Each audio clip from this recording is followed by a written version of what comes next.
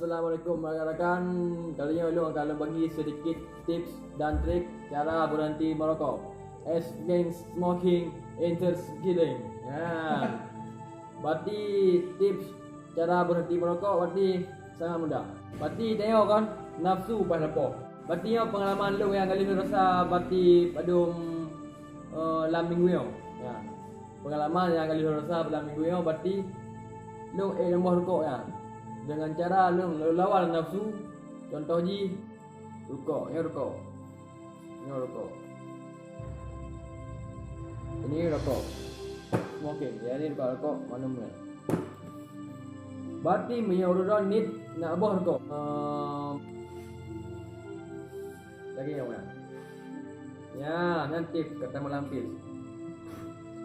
Ya, musuh kira-kira nampai langkih 5 lebih dari rokok ya kan. Lebih kot tak cok peng tak peni.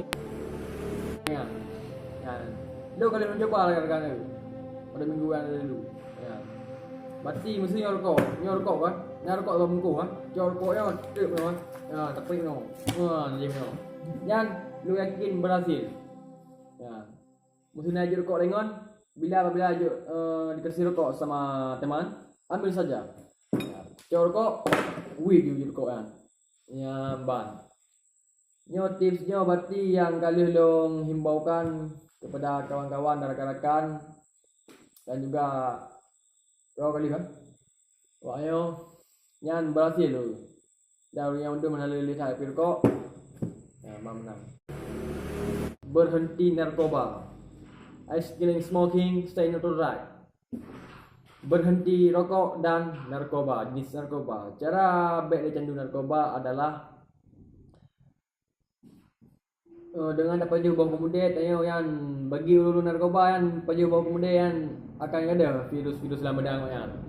Dan bila tanya sering bergaul dengan teman-teman yang sepergaulan narkoba yang kita tabah you ngengem nang.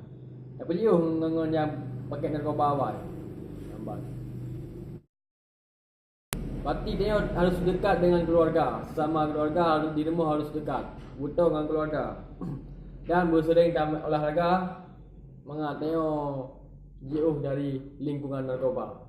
Mulai hari ini stop smoking, stop narkoba. Salam.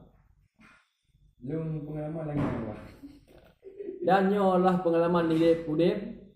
Dan belum dino rokok kalau berhenti nyamban. Terima kasih. Pada rekan-rekan, selamat menikmati. Jangan lupa subscribe lah. Boy Welding.